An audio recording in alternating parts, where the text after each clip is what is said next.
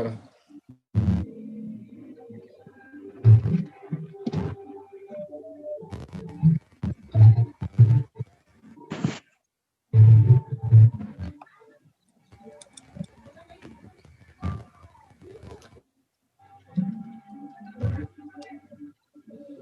Yang pertama, iman kepada Allah.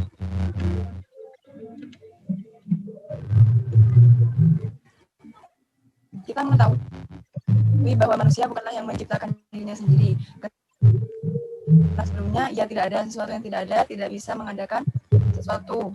Manusia tidak pula diciptakan oleh ibunya ataupun bapaknya, serta tidak pula muncul secara tiba-tiba.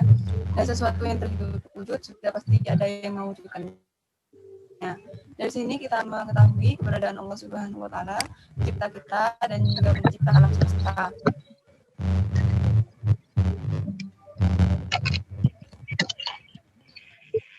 Yang kedua, iman kepada malaikat Allah.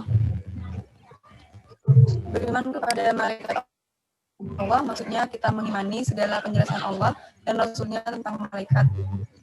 Malaikat adalah makhluk Allah yang berada di alam gaib, yang senantiasa beribadah kepada Allah. Mereka tidak memiliki sedikit pun sifat-sifat ketuhanan dan tidak berhak disembah. Allah menciptakan mereka dari cahaya dan mengaruniakan kepada mereka sikap selalu tunduk kepada perintahnya, serta diberikan kesanggupan untuk menjalankan perintahnya.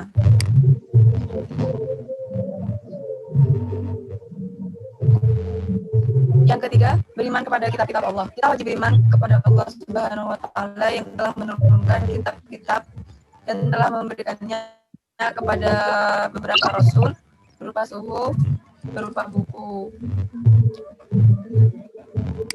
Yang keempat, iman kepada Rasulullah. Rasul adalah orang yang mendapat wahyu dengan membawa syariat yang baru, sedangkan Nabi adalah orang yang diutus dengan membawa syariat Rasul yang datang sebelumnya. Yang kelima, beriman kepada hari akhir maksudnya adalah mengimani semua penjelasan Allah dan Rasulnya yang menyebutkan tentang keadaan setelah mati, seperti fitnah kubur, azab kubur, dan lain-lain. Yang keenam, iman kepada qada dan qadar Allah. Qada adalah hukum, ketetapan, dan kehendak Allah, sedangkan qadar adalah ketentuan dan kepastian dari Allah. Beriman kepada qada dan qadar Allah yaitu percaya serta meyakini sepenuh hati bahwa Allah Subhanahu wa Ta'ala memiliki kehendak, ketetapan, dan keputusan terhadap setiap makhluknya.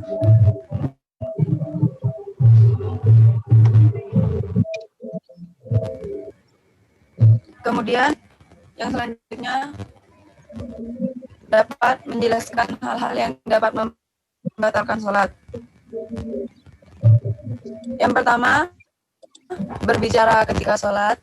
Yang kedua, makan dan minum ketika sholat. Yang ketiga, melakukan gerakan berlebih secara terus-menerus. Yang keempat, tidak menghadap kiblat. Yang kelima, membuka aurat secara sengaja. Yang keenam, mengalami hadas kecil atau besar. Yang ketujuh, tersentuh najis baik pada badan, pakaian, atau tempat sholat. Yang kedelapan, tertawa. Yang kesembilan, murtad, mati, gila, atau hilang akal. Yang ke-10, meninggalkan salah satu rukun sholat. Yang ke-11, mendahului imam dalam sholat jamaah. Yang ke-7, terdapatnya air bagi orang yang sholatnya dengan tayamum. Dan yang selanjutnya, macam-macam dapat menjelaskan hal-hal yang dapat membatalkan puasa. Yang pertama, makan atau minum dengan sengaja. Yang kedua, berhubungan seksual atau melakukan hal-hal yang berhubungan dengan nafsu seksual. Yang ketiga, berbohong, baik itu berbohong tentang Allah dan atau Rasulullah maupun berbohong tentang hal lain. Yang keempat, mencelupkan seluruh kepala ke dalam air dengan sengaja atau dan juga dengan sengaja menghirup asap, baik itu asap rokok maupun asap yang lainnya. Yang kelima, tidak mandi besar setelah berhubungan seksual hingga fajar atau tetap dalam keadaan junub hingga fajar.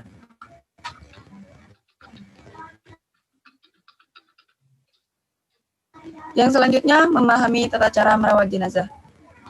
Yang pertama, disunahkan untuk menutup seluruh tubuhnya serta setelah dilepaskan dari pakaian yang semula.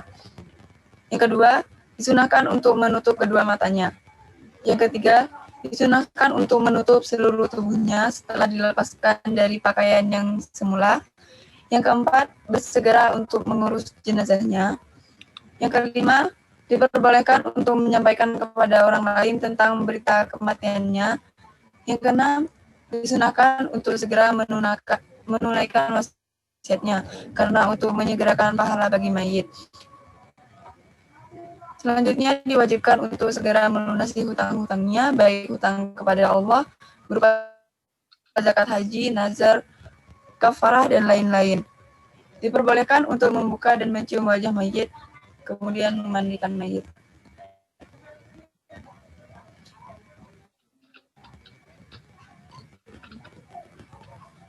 Selanjutnya, pengertian zakat. Zakat adalah jumlah harta tertentu yang wajib dikeluarkan oleh orang yang beragama Islam dan diberikan kepada golongan yang berhak menerimanya, seperti fakir miskin, mualaf, dan lain-lain. Selanjutnya, dapat menghafal ayat tematik dari Al-Quran dan mampu menjelaskannya.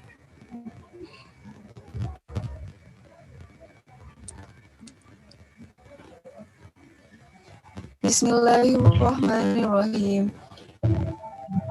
Ya ayyuhalladzina amanu taqullaha haqqa tuqatih wa la tamutunna illa wa antum muslimun. Artinya, hai orang-orang yang beriman, bertakwalah kepada Allah sebenar-benarnya takwa kepadanya, dan janganlah sekali-kali kamu mati melainkan dalam keadaan beragama Islam. Takwa di sini berarti waspada diri dan takut. Takwa penjelasan. Takwa secara terminologis adalah melaksanakan perintah Allah dan menjauhi segala larangannya.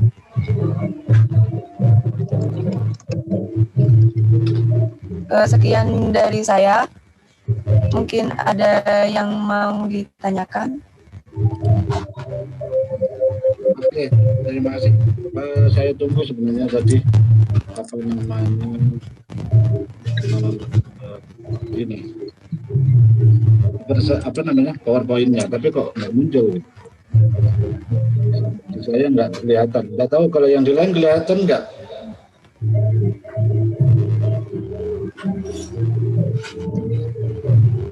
Oke, Kak Rara, sebelum saya tanya, Ya, Kak. mungkin ada satu namanya Kak Agil,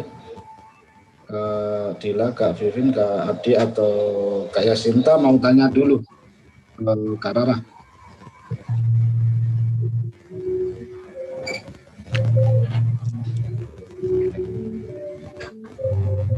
Kak Yasinta, Kak Dila, Kak Agil, mungkin ada pertanyaan ke Kak Rara?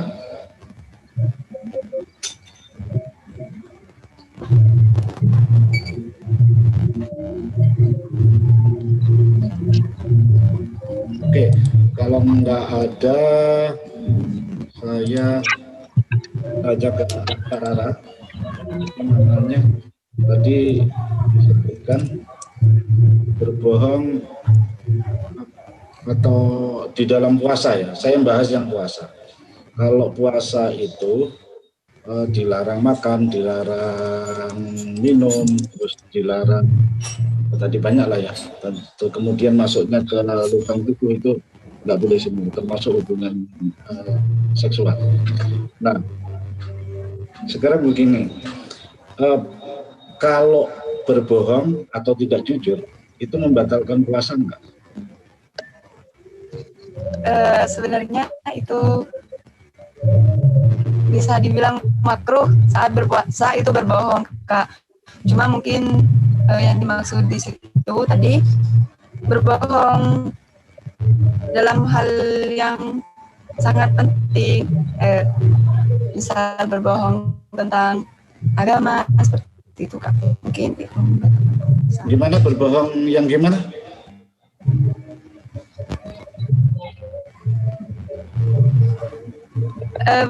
Berbohong yang tentang hal yang sangat sensitif seperti berbohong tentang keagamaan, misal mengada-adakan ayat yang tidak ada seperti itu, Kak. Berbohong yang sensitif, contohnya tentang agama. Maksudnya gimana? Contohnya apa? Realnya apa? Bohong tentang agama itu gimana? Contohnya, saya itu tidak tahu tentang suatu hadis. Kemudian ada yang menanyakan kepada saya hukum suatu hukum. Kemudian saya itu akan tahu dan menyebutkan suatu ayat yang sebenarnya itu tidak ada dalam Al-Quran, seperti itu, Kak. Kalau terkait itu boleh berarti. Kenapa, Kak? Berarti berbohong terkait itu boleh.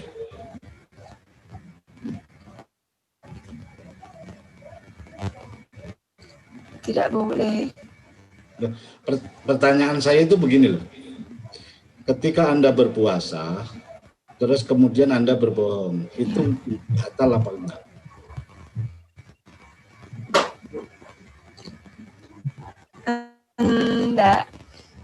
Enggak batal. Enggak batal. Oke. Cuma pahalanya berkurang. Jadi sinyalnya Kak Rara jelek kayaknya. Di dalam kamar ya. Kak Rara di mana? Di Wiringin apa di Belindungan ini?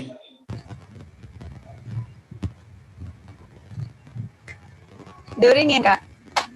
Oh ya pantesan, harusnya di teras tadi, atau di ruang tamu, jangan di kamar.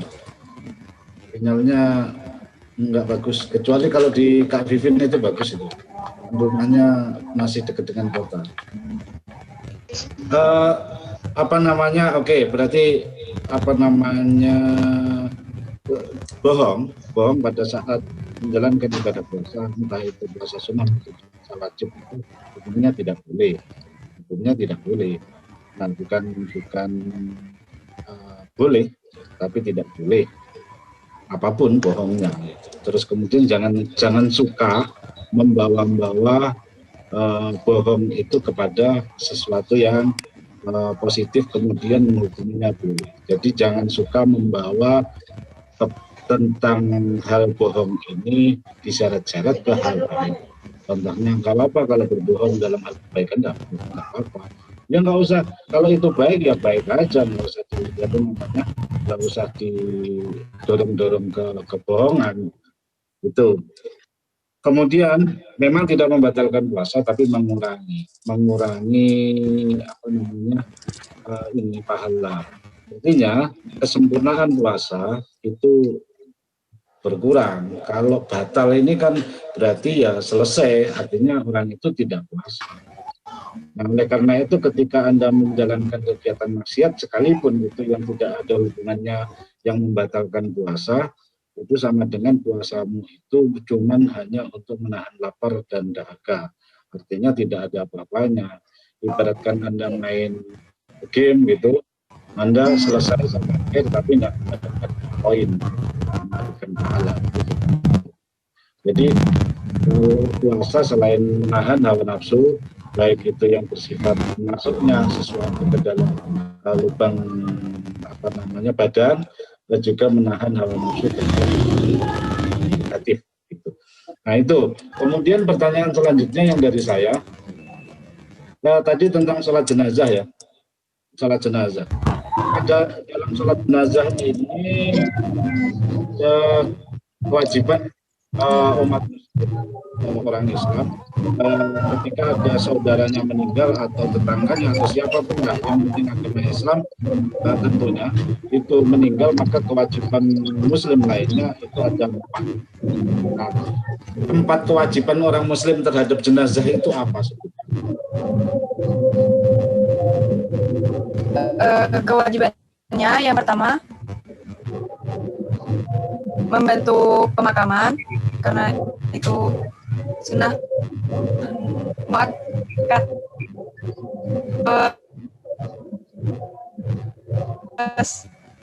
Mengurus jenazahnya, Kak, membantu keluarga yang ditinggalkan. Jawabannya putus-putus, saya nggak bisa. Yang pertama membantu pemakaman, terus memakamkan, terus membantu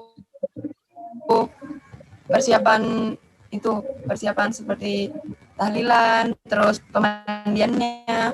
Cuma pada saat pemandiannya itu yang ada saat pemandian itu yang diperbolehkan yang pertama itu istrinya, terus mahromnya seperti istri, anak, dan orang tuanya. Kemudian jika tidak ada mahram, diperbolehkan orang yang ditunjuk oleh mayit sebelum kematiannya untuk memandikannya.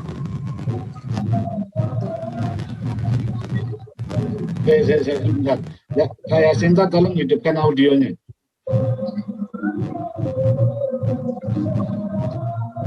Oke. Saya Sinta, kalau saya tanya apa kewajiban orang Muslim ketika ada Muslim lainnya meninggal dunia, ada 4, sebutkan, ada 4. Bisa nggak Kak Yasin?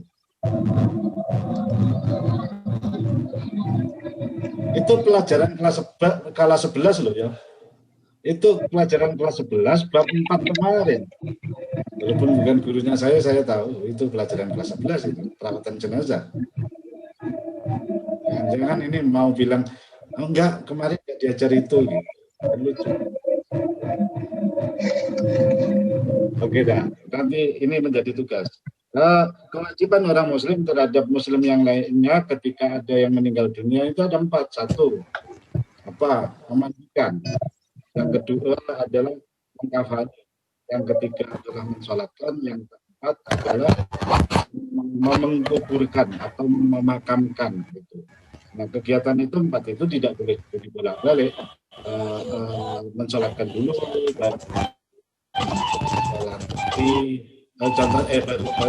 mengkafani dulu baru dimandikan.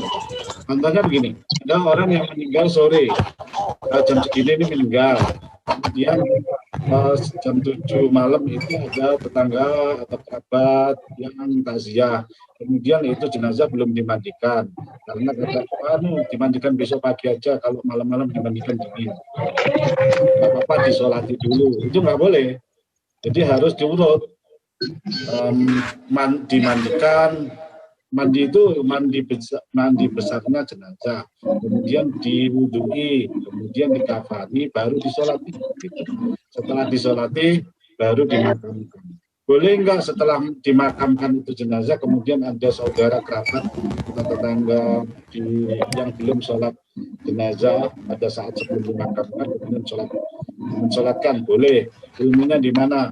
Di sholat gaib. Gitu. Nah, itu Karara. Nah, itu menjadi tugasnya Kak Rara. Saya minta Kak Rara meresum materi tentang perawatan jenazah. Selain makalah, Kak Rara juga meresum itu, kemudian dikirim ke saya. Oke, Kak Rara.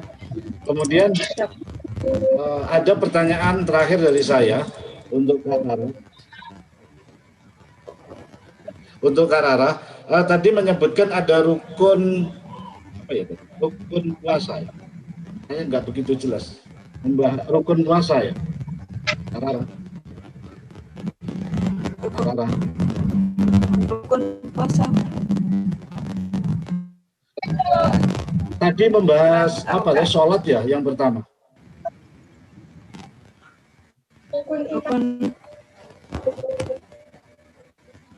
rukun puasa, Kak. Enggak jadi saya. Itu agak patah-patah suaranya dari Kak Rara. Oke, saya pikir cukup dari Kak Rara pertanyaan itu. Tolong untuk yang tadi pertanyaan saya terkait kewajiban atas perawatan jenazah, 4 materi itu baik sholat jenazahnya, saya ulangi, untuk memandikan, kemudian mengkafani, mensolati dan memakamkan, itu cari materinya dan resume kirim ke saya. Itu pertanyaan dari saya. Mungkin dari yang lain, kakak yang lain, Kak Abdi mungkin, silakan.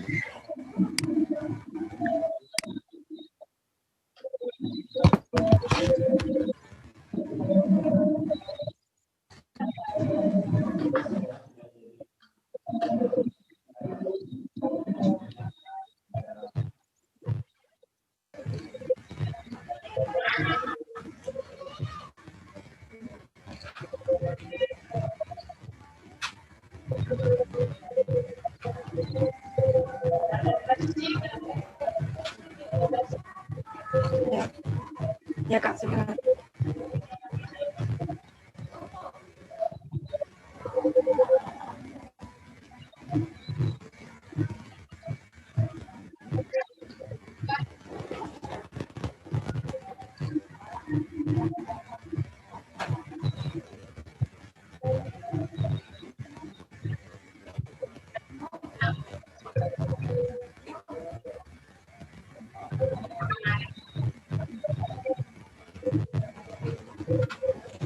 Siap.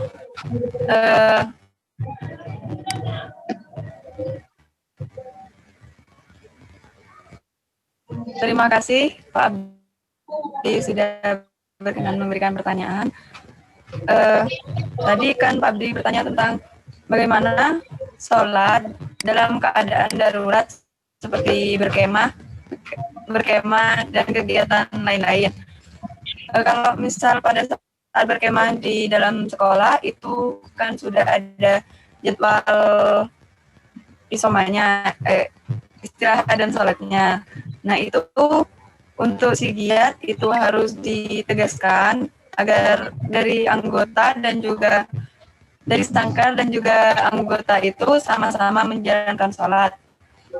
Yang kedua itu semisal acaranya di luar sekolah seperti di hutan lindung atau apa gitu, itu disediakan tempat sholat, disediakan camp khusus untuk sholat, dan juga kembali ke sigiat dan ketua sangkar ditegaskan agar anggota dan juga sangkarnya melaksanakan sholat seperti itu, Kak.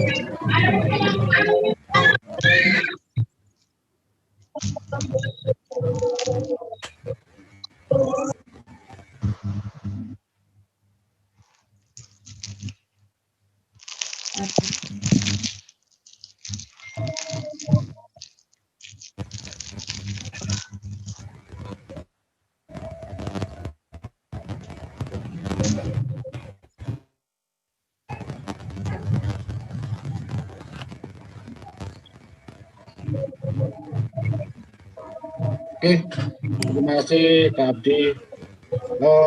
Mungkin kakak yang lain, Kak Yasinta, Kak Adil, Kak Resati juga sama ada pertanyaan.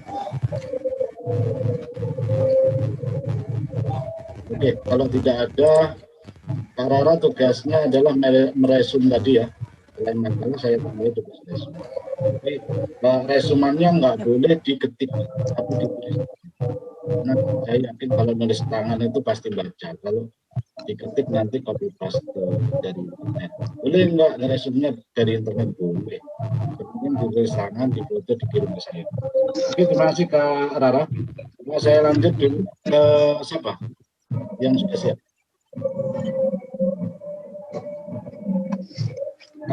Yasinta siap? Oke, audionya kok belum terdengar ya?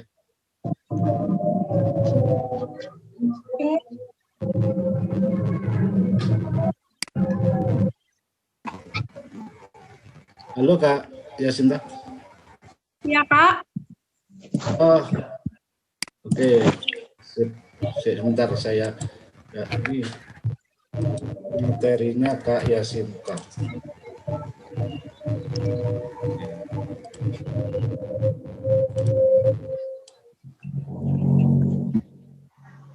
Oke, silakan Kak Yasinta, dimulai. Assalamualaikum warahmatullahi wabarakatuh. Salam. Waalaikumsalam warahmatullahi dapat menjelaskan makna rukun iman dan rukun Islam di muka yaitu pilar-pilar keimanan dalam Islam yang memiliki seorang muslim. Jumlahnya ada, yaitu iman kepada Allah, iman kepada malaikat, iman kepada kitab Allah, iman kepada dan Rasul,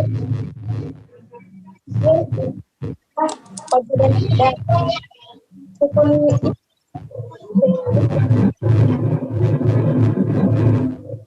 dianggap sebagai haji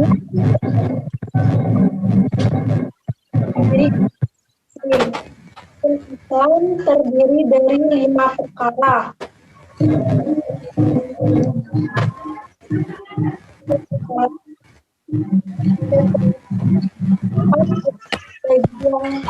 Mampu menunaikan salat dapat sendiri salat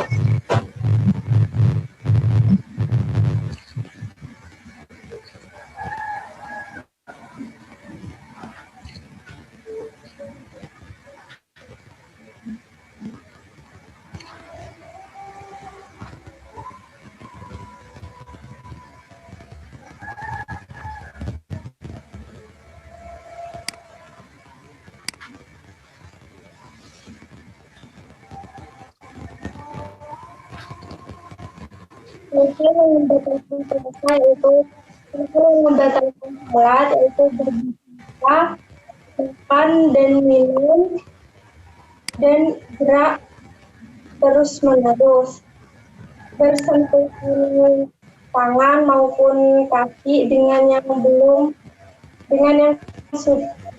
jenis, lalu secara sengaja bersentuhan tertawa, mengucapkan salam secara sengaja,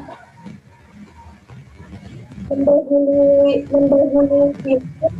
dalam salat jamaah.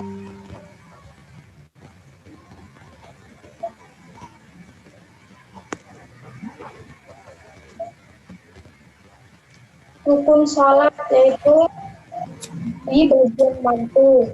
Yang kedua niat, yang ketiga takbiratul ihram, yang keempat membaca surat Al-Fatihah pada setiap rakaat, yang kelima ruku dan tumakninah, yang keenam iktidal dan tumakninah, yang ketujuh sujud dengan tumakninah, yang kedelapan duduk di antara dua sujud, yang sembilan duduk tasyahud akhir, yang 10 duduk tasyahud akhir, yang ke-11 membaca salat 11 salam, 11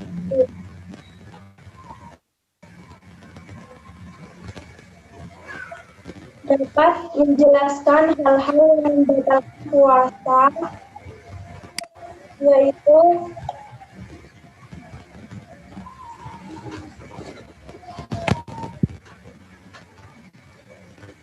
hal-hal yang membatalkan puasa itu makan atau minum, memasukkan sesuatu ke dalam rongga badan, muntah dengan sengaja, kedatangan haid atau nifas,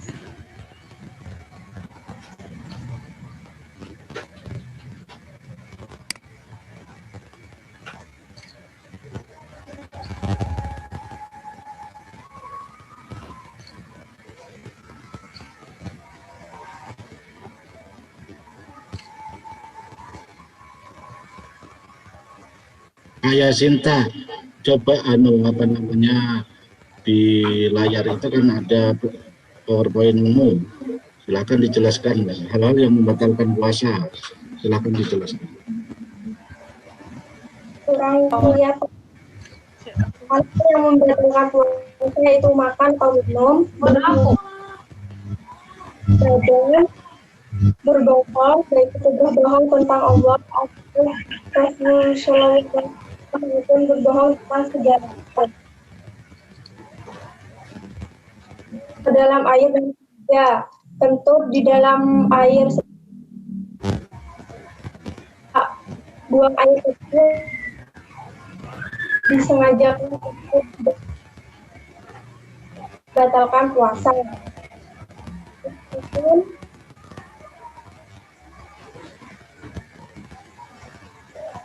Menghindari puasa baik dari makanan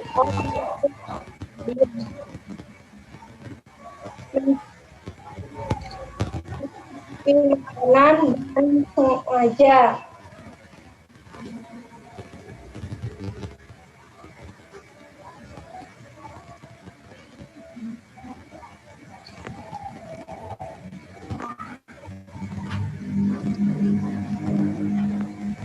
Mandikan jenazah. Hukumnya memandikan dan menghafali mayit adalah kewajiban. Orang yang berhak memandikan seorang mayit dengan orang yang diberi wasiat untuk mengerjakan lain. Istri untuk memandikannya.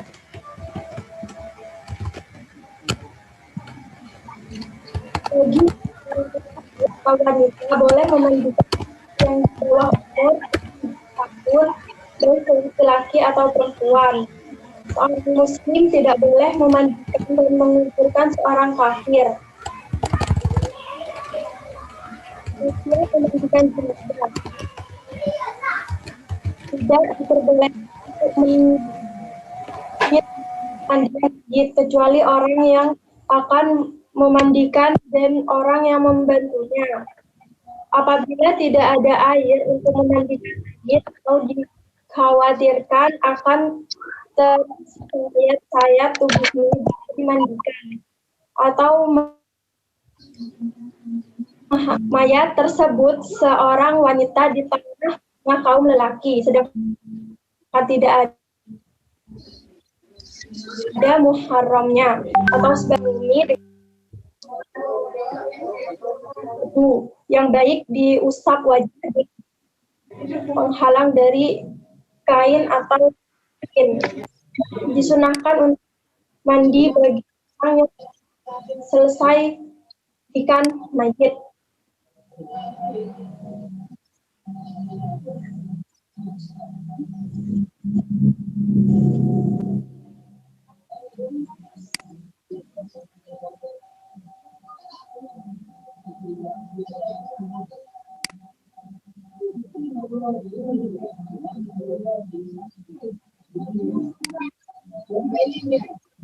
Kakak, karena sudah adzan maghrib, kita ibadah salat maghrib dulu ya.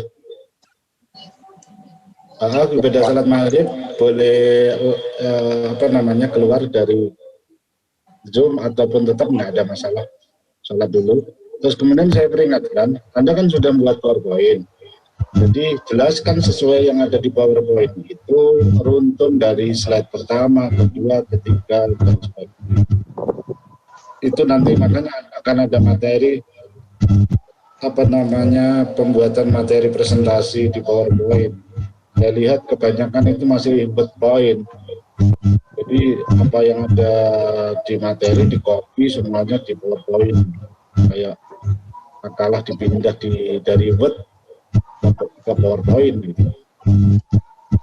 Saya minta tolong kayak Sinta tadi kan itu slide-nya sudah ditampilkan, dia juga jelaskan sesuai urutan itu. Jadi audien itu lebih memahami apa yang dibaca dan apa yang dijelaskan oleh Kak Yasin.